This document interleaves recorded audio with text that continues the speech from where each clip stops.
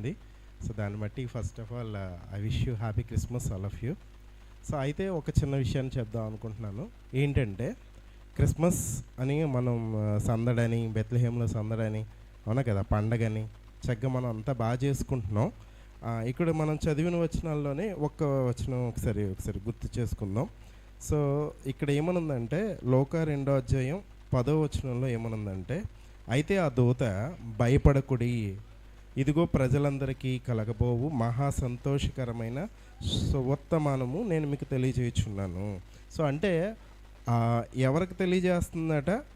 So ప్రజలందరికీ కలగబోవు మహా సంతోషకరమైన శుభవర్తమానం అంట. సో ఏంటి, ప్రజలందరికీ నిజంగా అంత శుభవర్తమానమా?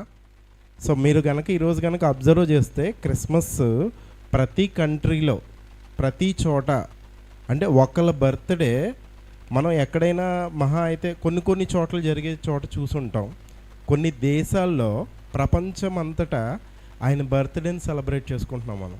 సో ఎందుకని సెలబ్రేట్ చేసుకోవాలి, ఓకేనా, ఎలా సెలబ్రేట్ చేసుకోవాలనే దాని గురించి నేను మాట్లాడదాం అనుకుంటున్నాను. మనకు అందరికీ తెలిసిందే, క్రిస్మస్ అంటే క్రైస్ట్ అంటే క్రీస్తు, మాస్ అంటే ఆరాధన లేక పండగ, ఓకేనా. అయితే ఇక్కడ దూత ఏమని తెలియజేస్తుందంటే, మీ కొరకు రక్షకుడు పుట్టి ఉన్నాడు. సో రక్షకుడు అనేవాడు ఎప్పుడు అవసరం అవుతారు? సో ఎప్పుడు అవసరం అవుతారు? రక్షించడానికి అవసరం అవుతారు. ఏదైనా మనకు ఆపద వచ్చినప్పుడు అవసరం అవుతాడు. అంటే దేవుడు ఎందుకు దిగి రావాల్సి వచ్చింది? సో నేను ఒక చిన్న స్టోరీ చెప్తాను. ఈ స్టోరీ కూడా అందరికీ తెలిసే ఉంటుంది. సో ఒక అబ్బాయి బైక్ మీద వెళ్తుంటే అనుకోకుండా పడిపోతే ఆ బండి తన మీదే పడిపోయింది. లెగలేని పరిస్థితుల్లో ఉన్నాడు. లెగలేని పరిస్థితుల్లో ఉంటే తనకు తెలిసిన ఫ్రెండే ఒక అబ్బాయి వచ్చి అరే అదేంట్రా పడిపోయావా, లెగు కొంచెం బండి అలా కదుపు, కొంచెం ఇలా కదుపు, కొంచెం ఇలా చెయ్యి అంటున్నాడంట. సో వాడు అలాగే చూస్తున్నాడు, వాడికి ఏం అర్థం కావట్లా, ఏంటి ఎలా చెప్తున్నాడు అని. సో అలా కాదురా, బండి కొంచెం పక్కకు కదిపి నువ్వు కొంచెం కాలు ఇలా పక్క తీసి ఇలా అంటుంటే అబ్బాయి అన్నాడంట, వచ్చి నన్ను లేపచ్చు కదా అన్నాడంట. సో అప్పుడు వచ్చి లేపాడంట. ఇక్కడ నా ప్రశ్న ఏంటంటే, అలా వచ్చి చెప్తున్నప్పుడు ఆ కింద పడ్డవాడు ఏమనుకుంటాడు? నా పొజిషన్లో ఉంటే నీకు అర్థం అవుద్దిరా అనుకుంటాడు, అంతే కదండి. సో అంటే దేవుడు కూడా మనకు సాయం చేయాలి అంటే దేవుడు కూడా మనకులాగే రావాలి, మనిషిలాగే రావాలి, ఓకేనా. పైనుంచి ఎక్కడి నుంచో నువ్వు అలా చెయ్యి, ఇలా చెయ్యి, అలా చెయ్యి, ఇలా చెయ్యి అని చెప్పడం కాదు, మనకు ఒక మాదిరి చూపించడానికి యేసయ్య వచ్చాడంట. అర్థమవుతుందండి? అంటే మనం క్రిస్మస్ ఎలా సెలబ్రేట్ చేసుకోవాలి అనే దాని గురించి చెప్తున్నా.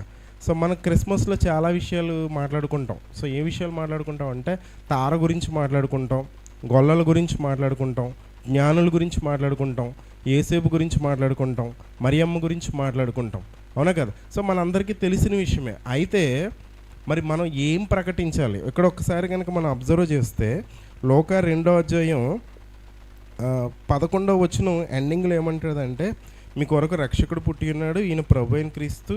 సో ఇలా ఉంటాడు, మీరు ఇక్కడ ఉంటారు, మీరు వెళ్ళి చూస్తారు అని చెప్పాడు. అంతేనా? ఒక్కసారి చదివి కొంచెం క్లారిటీ ఇస్తారు అక్కడ నాకు. సో మీరు చూచెదరని వారితో చెప్పాను. 12వ వచనం ఎండింగ్లో మీరు చూచెదరని వారితో చెప్పాను. తర్వాత దూతలు అక్కడి నుంచి సర్వోన్నతమైన స్థలంలో దేవునికి మహిమే, ఆయనకి ఇష్టమైన మనుషులకు భూమి మీద సమాధానం కలుగును గాక అని చెప్పాను. దూతలు తమ యొద్ద నుండి పరలోకమునకు వెళ్ళిన తర్వాత, అంటే దూతల కమ్యూనికేషన్ ఏంటి? మీ కొరకు రక్షకుడు పుట్టాడు, మీరు వెళ్ళి చూడండి అని చెప్పారా? మీరు వెళ్ళి ప్రకటించండి అని చెప్పారా? ఒకసారి చూసి క్లారిఫికేషన్ ఇస్తారా ఎవరైనా? నేను అడిగిన ప్రశ్న అర్థమవుతుందా? నేను లెక్చరర్ని కదండి, కొంచెం క్వశ్చన్లు వేస్తూ ఉంటాను, ఏమనుకోకండి, ఓకేనా. సో అక్కడ దూత గొల్లలకి ఏం చెప్పిందంటే, మీ కొరకు రక్షకుడు పుట్టి ఉన్నాడు, దానికి ఇదే మీకు ఆనవాలు అని చెప్పి దేవదూతలు స్తోత్రగానాలు చేస్తూ వెళ్ళిపోయారంట. వెళ్ళిపోయిన తర్వాత అక్కడ వాళ్ళు ఒక మాట అంటారు, ఒక మాట చూడండి, ఈ కార్యము మనకు ప్రభు తెలియజేయించి ఉన్నాడు. సో అంటే మనకి ఎప్పుడైనా వాక్యం వింటున్నాము అంటే దాని అర్థం ఏంటో తెలుసా? దేవుడు మనతో మాట్లాడుతున్నట్టు. ఇక్కడ నుంచున్న మనిషి మీతో మాట్లాడుతున్నట్టు కాదు, ఇక్కడ చెప్తున్న పాస్టర్ మీతో మాట్లాడుతున్నట్టు కాదు. దయచేసి కొంచెం జాగ్రత్తగా కాన్సన్ట్రేట్ చేయండి. సో ఒక్కసారి కంపేర్ చేసుకోండి. మన ఇంట్లో వాళ్ళు ఎవరు మనతో పాటు లేరు, కొంతమందే ఉన్నారు, కావస్తే కంపేర్ చేసుకోండి మీరు. అంటే దేవుడు మనల్ని ప్రత్యేకించి సిద్ధపరిస్తే తప్ప మనం ఇక్కడ లేము. అంతెందుకు 6 వరకు నేను కూడా అనుకోలేదు, అసలు చర్చ్కొద్దాం అన్న థాటు లేదు, క్రిస్మస్ అన్న విషయం కూడా నాకు తెలియదు. ఓకేనా? అంటే ఎందుకు చెప్తున్నానంటే దేవుడు మనకు తెలియజేయించాడంట. సో దేవుడు మనకి ఎందుకు తెలియజేస్తున్నాడంటే మనం ఇతరులకు ప్రకటించడానికి. అది మనం గుర్తుంచుకోవాలి. ఇక్కడ ఇంకో విషయం కనుక చూస్తే మనం బెత్లెహేముకు వెళ్ళి చూతము రండి అని ఒకరితో ఒకటి చెప్పుకొని త్వరగా వెళ్ళి యేసేపు మరియమ్మను చూసిరి. వారు చూచి శిశువుని గురించి తమతో చెప్పబడిన మాటలు ప్రచురం చేసిరి. గొర్రెల కాపరులు తమతో చెప్పిన సంగతుల గురించి విన్నవారందరూ మిక్కిలి ఆశ్చర్యపడ్డారంట. సో నిజంగా వాళ్ళు వెళ్ళి చెప్తున్నారంట, అయ్యా మేము పొలంలో అక్కడ గొర్రెలు కాసుకుంటుంటే ఒక దేవదూత వచ్చింది, ఆ దేవదూత మాతో చెప్పింది ఏమనంటే మన కొరకు రక్షకుడు పుట్టాడు అని. ఓకేనా? అంతేకాదు, సో వాళ్ళు ఈ విషయాలు ప్రచురం చేశారట. ప్రచురం అంటే అదే పనిగా ప్రకటించటం. గొర్రెల కాపరులకు ఉన్న నాలెడ్జ్ ఏంటి, మనకున్న నాలెడ్జ్ ఏంటి ఒక్కసారి కంపేర్ చేసుకోండి. మనం ఎన్ని వాక్యాలు వింటున్నాం, ఎన్నిసార్లు బహుశా ఈ క్రిస్మస్ సీజన్లోనే మనం యూత్ క్రిస్మస్ అనో, సండే స్కూల్ క్రిస్మస్ అనో, మామూలుగా బయట క్రిస్మస్ అనో, లేక క్యాలెండర్లో క్రిస్మస్ అనో, అవునా కదా, ఎన్నో వర్తమానాలు వింటున్నాం. మనం ఎవరికైనా చెప్తున్నామా? సో ఒక్కటి గుర్తుంచుకోండి, దేవుడి వాక్యం మనకు వినబడుతుంది అంటే దాని అర్థం ఏంటంటే ఒక పర్పస్. ఒక్కసారి ఒక వచనం చూద్దామా? 1 తిమోతి 4:11. సో ఆ 11వ వచనంలో ఏమని ఉంటుందో ఒకసారి ఎవరైనా తీయగలిగితే చదవండి. నీ యవ్వనం బట్టి నిన్నెవరూ తృణీకరింపనీయకము, కానీ మాటలోను, ప్రవర్తనలోను, విశ్వాసంలోను, ప్రతి విషయంలోనూ విశ్వాసులకు మాదిరిగా ఉండము అని ఉంటుంది. ఒకసారి చూడండి అక్కడ ఒకసారి ఏమనుందో. మాటలోను, ప్రవర్తనలోను, ప్రేమలోను, విశ్వాసంలోను, పవిత్రతలోను విశ్వాసులకు మాదిరిగా ఉండము. సో మనం ఎలా ఉండాలో తెలుసా? మాదిరిగా ఉండాలట. ఇతరులకి మనం మాదిరిగా ఉండాలట. సో ఇట్ల విషయాల్లో ఒకసారి చూడండి. ఒకసారి మాటలో, మనం మాట్లాడే మాటల్లో మన మాటలు ఎలా ఉండాలంటే ఇతరులకు మాదిరిగా ఉండాలి. నువ్వు ఒక తల్లివా, ఇది ఉమెన్స్ క్రిస్మస్ కాబట్టి నేను ఉమెన్స్ గురించి మాట్లాడుతున్నాను. ఒక తల్లివా, లేకపోతే ఒక కోడలవా, లేకపోతే ఒక అత్తగారువా, లేకపోతే నువ్వు చదువుకునే వాళ్ళవా, లేకపోతే నువ్వు ఒక ఎంప్లాయీవా, ఎవరైనా కానీ నువ్వు మాట్లాడే మాట ఎలా ఉండాలో తెలుసా? ఇతరులకు మాదిరిగా ఉండాలంట. నేర్చుకోవాలంట నిన్ను చూసి. ఒకసారి అంట ఒక హోటల్కి ఒక ఆయన వెళ్ళాడంటండి. వెళ్తే అక్కడ ఏగలు తోలుకుంటూ కూర్చున్నారంట. ఎవ్వరు లేరంట అక్కడ. నాకు ఇది కావాలి అది కావాలని చెప్పినా కూడా ఎవడో పట్టించుకునేవాడు లేడు. ఏదో తీసుకొచ్చి మొత్తానికి ఏదో టిఫిన్ పెట్టాడు, తిన్నారు. గుర్తుంది అతనికి, అది స్టేషన్ పక్కనే ఉంది జాగ్రత్తగా తినేసాడు, వెళ్ళిపోయాడు. తర్వాత మళ్ళీ అతనికి అదే పని ఉండి మళ్ళీ అదే ఊరు వచ్చినప్పుడు, అవును ఇక్కడ హోటల్ ఉంటుంది కదా, అక్కడికి వెళ్దాంలే, ఇప్పుడైనా డెవలప్ అయిందో లేదు చూద్దాం అని చెప్పి అనుకుంటా నవ్వుకుంటూ వచ్చాడంట. ఎందుకంటే ఆ హోటల్ గురించి అందరికీ చెప్పాడంట అతను. ఒరే బాబు నేను ఒక ఊరు వెళ్ళాను రా బాబు, పొరపాటున మాత్రం మీరు ఆ హోటల్కి వెళ్ళకండి, ఎందుకంటే అక్కడ అసలు ఏం బాగోదు, అసలు మీరు ఎవ్వడు పట్టించుకోడు, ఇలా చెప్పి నవ్వుకున్నాడు. సో సడన్గా అక్కడ చూస్తే అక్కడ హోటల్ కనిపించట్లేదు ఆయనకి. ఆ హోటల్ ప్లేస్లో చాలా పెద్ద హోటల్ కనబడుతుంది. ఆ హోటల్కి మంచి డెకరేషను అది చేసేసి బయట ఒక సెక్యూరిటీ ఉండి సాంగ్స్ అవి వినబడతా, కొంచెం హడావుడిగా జనాలు, మొత్తం చాలా హడావుడిగా ఉంది. అతనికి ఏం అర్థం కావట్లా, ఇదే హోటలా లేకపోతే ఇది వేరే హోటలా అనేది అర్థం కావట్లా. లోపలికి వచ్చేరాగానే excuse me sir, what can I do for you, so మీకు ఏం కావాలో చెప్పండి అని చెప్పి కూర్చోబెట్టారు. అతనికి ఏదో ఇంటికి వచ్చిన గెస్ట్కి మర్యాదలు చేస్తాం కదా, అలా టైప్లో మర్యాదలు చేస్తున్నారు. అతనికి ఏం అర్థం కావట్లా. సరే నాకు ఇది కావాలని చెప్పగానే వెంటనే తీసుకొచ్చాడు, ఇచ్చారు, తిన్నాడు. టేస్ట్ కూడా చాలా బాగుంది. అతనికి ఏం అర్థం కావట్లా, ఆశ్చర్యంగా ఫీల్ అవుతున్నాడు. ఏంటి మనం వచ్చిన లాస్ట్ టైం వచ్చిన హోటల్ ఇదేనా, కొంచెం అలాగే ఉంది అనుకుంటా. బిల్లు కట్టేటప్పుడు, బాబు ఇంతకుముందు ఇక్కడ హోటల్ ఉండాలి, ఆ హోటల్లో అసలు ఎవరు పట్టించుకునేవారు కాదు, నీట్గా ఉండేది కాదు, బాగుండేది కాదు, కానీ ఇప్పుడు ఏంటి ఈ హోటల్ ఇంత మారిపోయింది అంటే, అప్పుడు అతను చెప్పాడంట, సార్ అదొకప్పుడు మేనేజ్మెంట్ సార్, ఇప్పుడు మేనేజ్మెంట్ మారింది అని చెప్పాడంట. అర్థమైందండి? మేనేజ్మెంట్ మారితే చూసి చెప్పగలగాలి. సో యేసయ్య అంట ఎందుకు వచ్చాడో తెలుసా? ఇందా చెప్పాను కదా, మనల్ని రక్షించడానికి వచ్చాడు, అంతేకాదు మనల్ని మాదిరిగా ఉంచడానికి వచ్చాడు. సో మాదిరిగా ఉంచడం అంటే ఏంటంటే, ఫర్ ఎగ్జాంపుల్ ఇప్పుడు నేను ఒక మాస్టర్ని అండి, నేను ఎవరికైనా ఒక ప్రాబ్లమో ఒక లెక్కో లేకపోతే ఏదో ఒకటి చెప్పమని చెప్పే ముందు నేనేం చేయాలి? ముందు నేను చెప్పాలి, లేదా నేను చెయ్యాలి. ఫర్ ఎగ్జాంపుల్ నేను అరే మీరు ఒక 10 లెక్కలు చేసుకురంటారా అని చెప్పాను అనుకోండి, ముందు నేను ఏం చేసి చూపించాలి? ఓ లెక్క చేసి చూపించాలి. అవునా కదా? అలాగే దేవుడు కూడా మనకి మాదిరి ఉంచడానికి వచ్చాడంటండి. ఆ మాట బైబిల్లో ఉంటుంది, చూడండి ఒకసారి.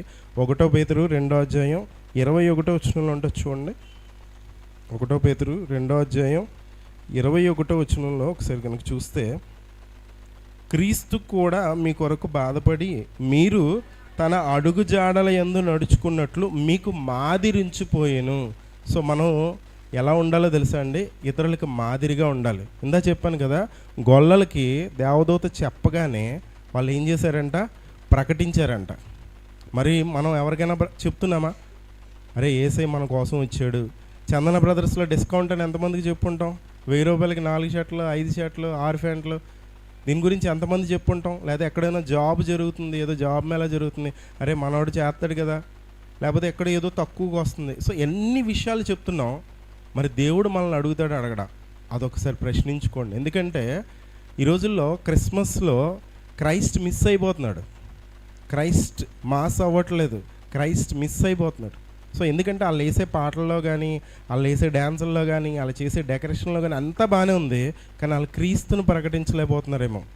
సో కానీ ఫస్ట్ టైం జరిగిన క్రిస్మస్లో వాళ్ళు క్రీస్తుని ఆరాధించారంట.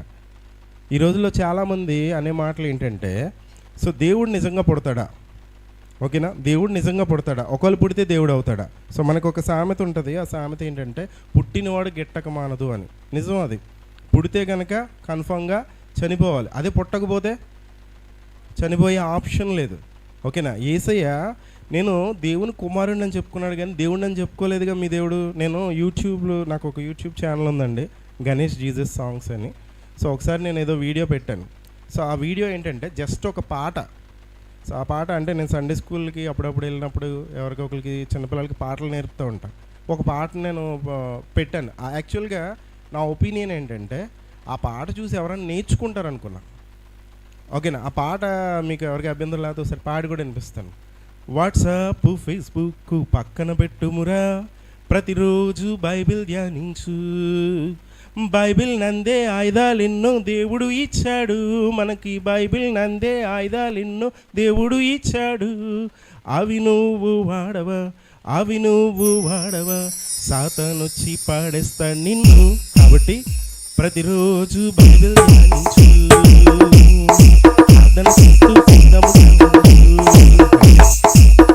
ఈ పాట అర్థం మీకు ఎవరికైనా అర్థమైందో లేదో, ఇది యాక్చువల్గా తమిళ సాంగ్. దాన్ని నేను తెలుగులో కన్వర్ట్ చేసి నేను సొంతంగా ఏదో రాసి పిల్లలకి నేర్పించాను. పాట బాగుంది అనుకున్నా, యూట్యూబ్లో కూడా పెట్టా. అయితే ఈ పాట చూసి ఒక అబ్బాయి కామెంట్ చేశాడు. నన్ను ఎలా కామెంట్ చేశాడంటే బూతులతో కామెంట్ చేశాడు. సో బూతులతో కామెంట్ చేస్తే నేను కొంత రిప్లై ఇవ్వడం జరిగింది. సో రిప్లై ఇచ్చి నేనేమన్నానంటే, బ్రదర్ మాకు మా దేవుడు బూతులు మాట్లాడడం నేర్పించలేదు, ఒకవేళ బూతులు మాట్లాడే వాళ్ళతో కూడా ప్రేమగా మాట్లాడమే మాకు నేర్పించాడు అని చెప్పాను. సో అలా అలా అలా కన్వర్జేషన్ జరిగింది. ఇంకా నేను ఇలా లాభం లేదని అబ్బాయిని ఒక ప్రశ్న అడిగా. ఏమనంటే, నాకు మీ మాటలను బట్టి అర్థమవుతున్న విషయం ఏంటంటే, యేసుప్రభు దేవుడని మీరు ఒప్పుకోవట్లేదు, అంతే కదా? నాకు అది అర్థమైంది. కాబట్టి మీరు నాకు వేరే ఎవరినైనా యేసుప్రభు కన్నా గొప్ప వాళ్ళని ఒక్కళ్ళని చూపించండి. పాపం లేనోళ్ళని, పాపం చేయనోళ్ళని ఎవరినైనా ఒక్కళ్ళని చూపించండి. మీరు ఎవరిని చూపిస్తే నేను వాళ్ళని నమ్మేసుకుంటా అన్న తర్వాత మనోడు మెసేజ్ రిప్లై ఇవ్వలేదు నాకు. ఒక 3 days తర్వాత నాకు, నేను కింద ఎందుకైనా మంచిదని ఒక మెసేజ్ పెట్టా. బ్రదర్ మీకు తెలియకపోతే ఎవరినైనా అడిగి తెలుసుకోండి, లేకపోతే మీ వల్ల అయితే గూగుల్లో నెతికి తెలుసుకోండి, ఓకేనా? సో మీరు అలా నెతికి తెలుసుకుంటే మీకు తెలిస్తే చెప్పండి, పర్లేదు. తెలియకపోయినా కూడా పర్లేదు, నాకు రిప్లై ఇవ్వండి అని చెప్పి పెట్టాను. పెడితే పొద్దున్న నుంచి సాయంత్రం వరకు ఇదే మెసేజ్లు అండి. నాది ఇప్పటికీ ఉంటాయి మెసేజ్లు, 41 మెసేజ్లు 50 మెసేజ్లు ఉంటాయి కన్వర్జేషన్ మా ఇద్దరికి మధ్యన. సో ఆ అబ్బాయి 3 రోజుల తర్వాత రిప్లై ఇచ్చాడు, బ్రదర్ మీ వల్ల నాకు యేసుప్రభు ఎవరో తెలిసింది, ఆయన గొప్పతనం ఏంటో తెలిసింది, నన్ను క్షమించండి బ్రదర్ అన్నాడు. నిజంగా నేను ఒక్కసారికి షాక్ అయిపోయా. ఎందుకంటే నేను ఎక్స్పెక్ట్ చేయలే.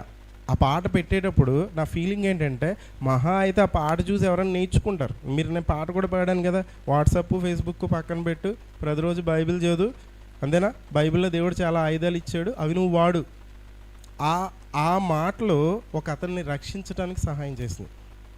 సో నేను చెప్పేది ఏంటంటే, నువ్వు చెప్పేది ఏమైనా కావచ్చు, దేవుడి గురించి బైబిల్లో మాట ఉంటుంది. ఏమని ఉంటుంది అంటే, నువ్వు ఆత్మతో నింపబడి నువ్వు ఆత్మతో నింపబడి 10,000 భాషలు మాట్లాడేటి కంటే ఇతరులకు బోధ కలిగినట్లు 5 మాటలు పలికితే చాలు. అంటే నీ మాటలు ఎలా ఉండాలంటే ఇతరులకు బోధ కలగాలి. నీ మాటలు ఎలా ఉండాలంటే ఇతరులకు రక్షణ కలగాలి. ఓకేనా? క్రిస్మస్ అంటే మనం ఇల్లు డెకరేట్ చేసుకుంటాం, మంచిది. మంచి బట్టలు కొనుక్కుంటాం, మంచిది. మన బంధువులతోటి అందరితోటి ఎంజాయ్ చేస్తాం, మంచిది. ప్రోగ్రామ్స్ చేస్తాం, మంచిది. పాటలు పాడతాం, మంచిది. అయితే మన ఎంతవరకు మార్చుకుంటున్నాం అనేది చాలా ముఖ్యం. ఒకవేళ మార్పు లేకపోతే అలాంటివి దాన్ని క్రిస్మస్ అనకూడదు, క్రైస్ట్ మిస్ అనాలి. ఎందుకంటే 2025 సంవత్సరాల క్రితం యేసయ్య ఎప్పుడో భూమి మీద పుట్టాడు. మన హృదయం అనే భూమిలో పుట్టినరోజే నిజమైన క్రిస్మస్. మరి అంతమంది నిజమైన క్రిస్మస్ మనం ఎంతమంది సెలబ్రేట్ చేసుకోవడానికి సిద్ధంగా ఉన్నాం? ఒక్క చిన్న స్టోరీ చెప్పి నేను ముగించేస్తాను, టైం అయిపోతుంది. లోక 19వ అధ్యాయంకి వద్దాం. ఇది కూడా అందరికీ తెలిసిందే. లోక 19వ అధ్యాయంలో సో మనకి ఏమవుద్దంటే ఫస్ట్ వచ్చి నుంచి కనుక మనం చూస్తే జక్కయ్య అని ఒక వ్యక్తి ఉంటాడు. ఆ వ్యక్తి చాలా పుట్టైన, అయితే అతను ట్యాక్స్ కలెక్టర్. ఓకేనా? అయితే యేసయ్య గురించి ఎప్పుడు వింటున్నాడంట. ఏమంటున్నాడంట? ఆయన ముట్టుకుంటే స్వస్థత కలుగుతుంది. అంతే కదండి. ఇప్పుడు మనం కూడా ఫేమస్ పర్సన్స్ గురించి వింటూ ఉంటాం.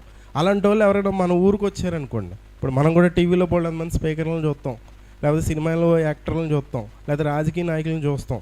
వాళ్ళు మన ఊరు వచ్చారు, మన వీధికి వచ్చారు, మన ఏరియాకి వచ్చారు అనుకుంటే మనకి ఎలా అనిపిస్తుంది? చూడాలనిపిస్తుంది. అతనికి కూడా అనిపించిందంట యేసయ్యని చూద్దామని, నమ్ముకుందామని కాదు. అక్కడ ఒక మాట ఉంటుంది చూడండి, ఆయన ఎవరో, యేసు ఎవరో అని చూడగోరెను. అంటే ఆయనకి చూడాలని ఆశ పుట్టిందంట. ఈ విషయం మనందరికీ తెలిసిందే. ఓకేనా? ఆయన ఒక ట్యాక్స్ కలెక్టర్, పన్నులు కట్టించుకునే వ్యక్తి.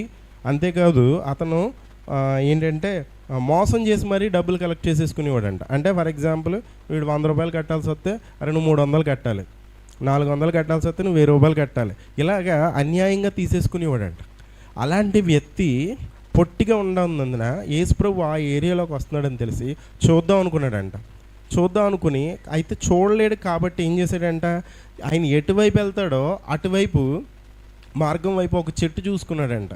ఆ చెట్టు ఎక్కేసాడంట స్పీడ్గా. ఓకే, నా తన ఆశ ఏంటంటే యేసయ్య ఎలా ఉంటాడో చూద్దాం. ఎందుకు చూడాలనుకున్నాడంటే ఆయన ఒక మాట చెప్తే స్వస్థత కలిగిపోతుందంట, ఆయన ఒక మాట చెప్తే కుష్ఠరోగం తగ్గిపోతుందంట, ఆయన ముట్టుకుంటే స్వస్థత కలిగిపోతుందంట, ఆయన ఒక మాట చెప్తే దెయ్యాలు వదిలిపోతున్నాయంట, ఆయన ఒక మాట చెప్తే, ఆయన చెయ్యేస్తే పుట్టుగుడ్డోడికి కూడా కళ్ళు వచ్చేస్తున్నాయంట. సో మనం లోకంలో చాలామందిని దేవుళ్ళని నమ్ముతాం. ఓకేనా? కానీ ఏ దేవుడు కూడా మనకి ఇలా కనిపించడు, మాదిరిగా కనిపించడు, పాపం చెయ్యని దేవుడు కనిపించడు. నీకు కావాలంటే నువ్వు ఏం కావాలంటే అది అడుగు, నేను ఇస్తాను. అంతేకాదు నన్ను ఫాలో అవ్వు. ఒక క్రియేటర్ ఉన్నాడు అనుకోండి, ఒక బైక్ తయారు చేసినోడు ఉన్నాడు అనుకోండి, ఆ బైక్ ఎలా వాడాలో చెప్పాలి. ఓకేనా? అలాగే ఈ జీవితం కనుక మనకి దేవుడు ఇచ్చి ఉంటే దేవుడు కూడా చూపించాలి. ఓకేనా? అయితే ఇవన్నీ విని ఏమనిపించిందంటే యేసుప్రభు ఎలా ఉంటాడో చూడాలి. ఈ రోజుల్లో లాగా మనకు ఫోన్లు, మీడియాలు, యూట్యూబ్లు లేవు కాబట్టి వాళ్ళు చెప్పుకున్న మాటలే న్యూస్. రాజులు కూడా ప్రకటించాలంటే ఎవరైనా దండోర వేసేవాళ్ళంట. మనం కూడా క్రిస్మస్కి నాటికలు వేస్తాం కదా, ఇదిగో ప్రజలందరికీ కలగబో మహా సంతోషకరమైన శుభవార్తమానం. అవునా? ఏంటంటే మీరందరూ మీ ఊర్లకి వెళ్ళి మీ పేర్లు నమోదు చేసుకోవాల్సిందిగా కోరుతున్నామహో అంటాడు. అవునా? మనం చూసుంటాం నాటికల్లో, అవునా కదా? సో అంటే అలా మాటతోటే ప్రకటించేవారు ఏది చేసినా. ఓకేనా? కాబట్టి యేసుప్రభు ఎవరో చూడాలనుకున్నాడంట. ఇతను ఒక్కరికే కదా అలాంటి ఆశ, చాలామందికి ఉంది. మనం కావలిస్తే యేసయ్య సిలువకు అప్పగించబడే ముందు హేరోదు అని ఒక ఆయన దగ్గరికి వెళ్తాడు.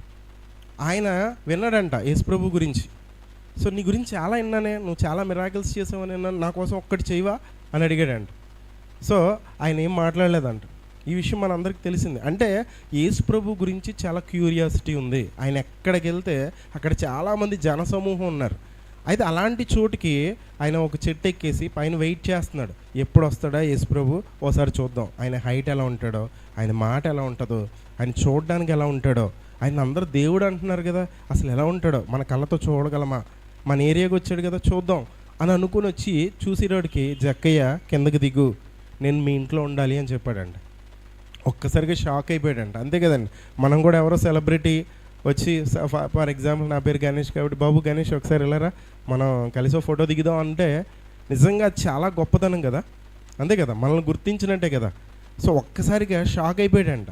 షాక్ అయిపోయి ఒక్కసారి మనం ఆ మాట చూద్దామా? సో అది ఒకసారి చూడు. అది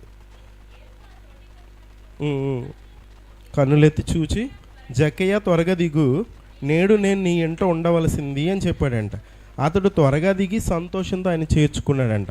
అయితే ఇక్కడ చిన్న ప్రశ్న, ఒకవేళ ఇదే ప్రశ్న దేవుడు మిమ్మల్ని అడిగితే, నేడు నేను మీ ఇంట ఉండాలి అని దేవుడు మనల్ని అడుగుతున్నాడు లేదండి? నేను చెప్తున్నానా?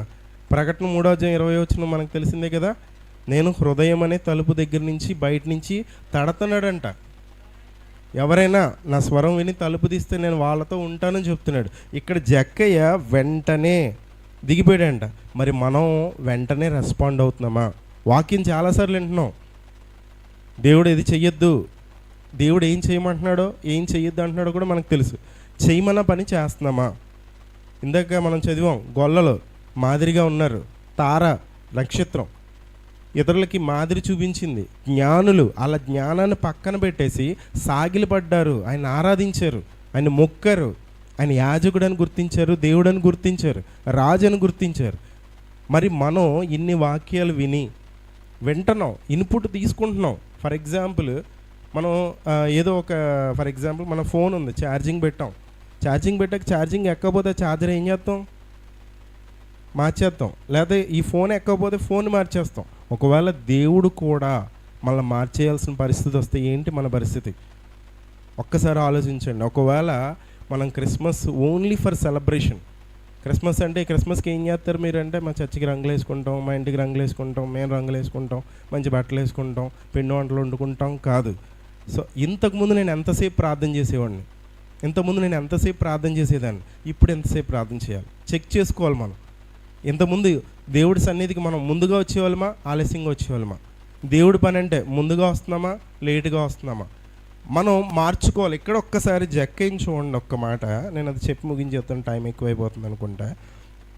అయితే అక్కడ ఉన్న జనాలు అనుకుంటున్నారంటే, ఇదేంటి ఇతన్ని పాపి అయినా ఈ మనుషుని యొద్ద బస చేస్తున్నాడా? నిజంగా యేసు ప్రభు చుట్టూ కొన్ని వేల సమూహం ఉన్నారు, అది మన అందరికీ తెలుసు.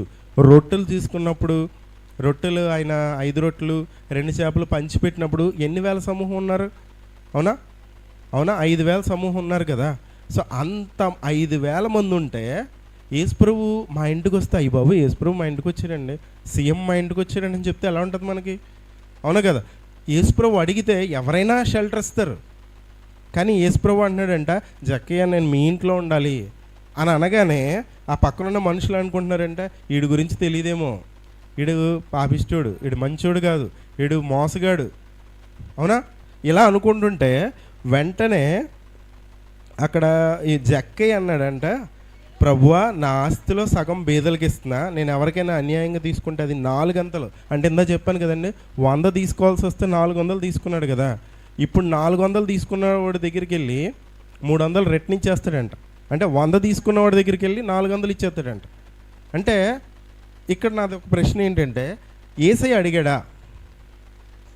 యేసయ్య చెప్పాడా నేను మీ ఇంట్లోకి రావాలి కదా, నువ్వు అన్నీ మార్చే, నువ్వు మంచోడు కాదంట కదా, మంచిగా మారిపో అని యేసయ్య ఏమన్నా అన్నాడా? అనలేదు. అంటే ఎప్పుడైతే జక్కయ్య ఒక మాట విన్నాడు, ఏమాట, నేను మీ ఇంటి దగ్గరకు వచ్చి నీతో బస చెయ్యాలి, నీతో ఉండాలి ఈరోజు అని అనగానే జక్కయ్యకి అర్థమైపోయింది, యేసు ప్రభు నా ఇంట్లోకి రావాలంటే నేనేం చేయాలి? నా అలవాట్లు మారిపోవాలి, నా జీవితం మారిపోవాలి, అంతే కదా. యేసు ప్రభు ఎక్కడ పడితే, ఇప్పుడు మనం ఒక గెస్ట్ని పిలిచామండి, పిలిచి మనం ఏమి ఏర్పాట్లు చేయకపోతే ఫీల్ అవుతాడు కదా. మరి యేసయ్యకి ఏమంటే ఇష్టమో తెలుసా? మన క్యారెక్టర్ని ఏమంటారు తెలుగులో?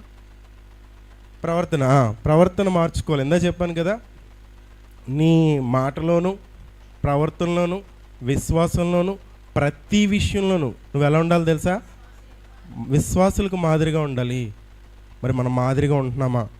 ఇక్కడ వెంటనే జక్కయ్య నిలబడి, ఇదిగో ప్రభువా నా ఆస్తిలో సగం బేదలకి ఇచ్చేస్తున్నా, నేను అన్యాయంగా తీసుకుంటే అది 400 ఇచ్చేస్తా అని అనగానే అప్పుడు యేసయ్య అంటాడంట, ఈ ఇంటికి రక్షణ వచ్చింది, నశించిన దాన్ని వెదకి రక్షించడానికి మనిషి కుమారుడు వచ్చాడు. యేసయ్య ఎందుకు వచ్చాడో తెలుసా? నశించిన దాన్ని వెదకి రక్షించడానికి వచ్చాడంట. అంటే పాపంలో నశించిపోతున్న మనకి. సో ఈ లోకంలో మీరు ఎవరినైనా చూడండి, మేము దేవుళ్ళం అని ప్రకటించుకున్న వాళ్ళు ఎవరైనా సరే, నేను నిన్ను రక్షించగలను పాపం నుంచి అని స్టేట్మెంట్ ఇచ్చిన వాళ్ళు ఎవరైనా ఉన్నారా? అదొకసారి మనం పరీక్షించుకోవాలి. ఓకేనా? ఎందుకని ఈ విషయం చెప్తున్నానంటే, చాలామంది ఉన్నప్పుడు సో మనం ఎవరో కూడా తెలుసుకోగలగాలి. ఒకప్పుడు నేను కూడా అన్యున్నే, ఒకప్పుడు నేను కూడా వేరే పూజలు అయ్యి చేసినోడినే. కానీ నేను కంపేర్ చేయడం మొదలుపెట్టా. అవును, ఏ దేవుడు మనుషుల కోసం వచ్చాడు? మనుషుల కోసం వచ్చిన దేవుడు, పాపాల నుంచి విడిపించడానికి వచ్చిన దేవుడు అంటూ ఎవరైనా ఉంటే అది కేవలం యేసుక్రీస్తే. అయితే ఇప్పుడు ఒక చిన్న ప్రశ్న ఏంటంటే, ఈ దేవుడు వచ్చాడా, యేసు ప్రభు అనే వ్యక్తిని పంపించాడా అనేది కొంతమందికి, చాలామందికి డౌట్. ఇందాక కూడా నేను నిన్న మెసేజ్ ఒకటి పెట్టాను యూట్యూబ్లో. ఒక ఆయన మెసేజ్ పెట్టాడు, యేసు ప్రభు దేవుడు అని చెప్పుకోలేదు కదా, మీరేంటి దేవుడు అని ప్రకటిస్తున్నాడు, ఆయన యెహోవా దేవుడు అని ప్రకటించాడు కదా అని అన్నాడు. నేను అతనికి కొంచెం రిప్లై ఇచ్చాను.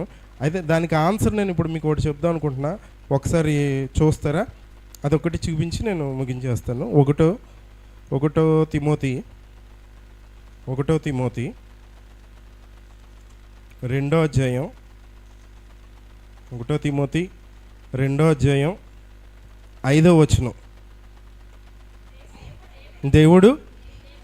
దేవుడు ఒక్కడే, దేవునికి నరులకి మధ్యన మధ్యవర్తియు ఒక్కడే, ఆయన క్రీస్తు యేసును నరుడు. మా అర్థమవుతుందండి? మనం పక్షులతో కమ్యూనికేట్ అవ్వాలనుకోండి, మనకి పక్షుల భాష తెలిస్తేనే మనం కమ్యూనికేట్ అవ్వగలం. మనం హిందీ వచ్చినోడితో మాట్లాడాలంటే మనకు కూడా హిందీ వచ్చి ఉండాలి. మనకు హిందీ వచ్చు, లేకపోతే మనకు తెలుగు వచ్చు, అవతలోడికి హిందీ వచ్చు. వీళ్ళిద్దరి మధ్యన మాట్లాడాలనుకోండి, మధ్యలో వాడికి హిందీ వచ్చి ఉండాలి, తెలుగు వచ్చి ఉండాలి.